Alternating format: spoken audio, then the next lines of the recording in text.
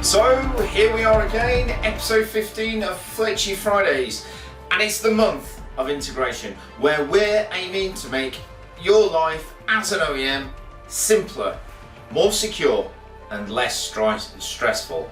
And how does all of this take shape? Well, we've talked about the power of integrated motion. We've looked at diagnostics and integrated safety, and we've also looked at the use of libraries and modular specifications and how to automate all of your engineering tasks through the tools like openness. But one thing we haven't talked about is the power of integration and the impact it has on your project's profit. So let's take a look at a typical ROI calculation, and let's look at the breakdown of the costs in a typical project. These figures that you're seeing at the moment are from a study. However, I've tested some of these figures myself with my own customers, and it's fair to say there's very little deviation. It's an interesting area to note that OEMs mainly talk about this cost of automation as the 28% slice of the pie. What percentage can I save in that 28%?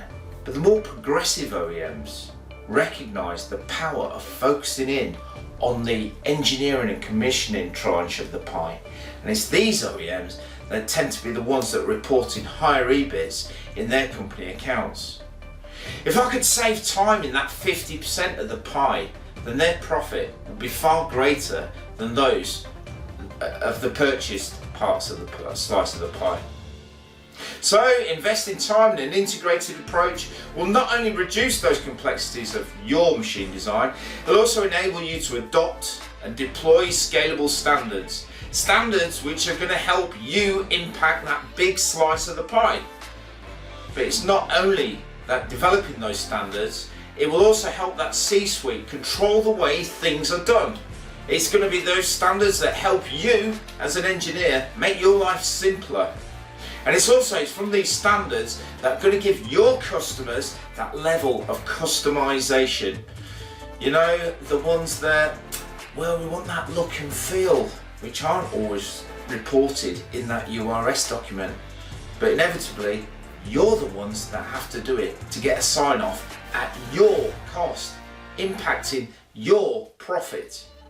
And you'll notice that all the way through the integration series, we've not even mentioned the power of integration and time saved when we automate network switches and network topologies and ensure that those cyber standards are adopted automatically.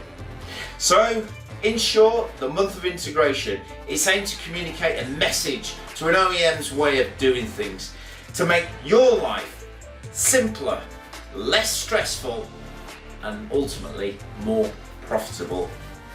James, how did I do? Thanks, mate. Any biscuits? Huh? Okay, from the Fletcher Friday studio, we wish you a very, very good weekend. Take care.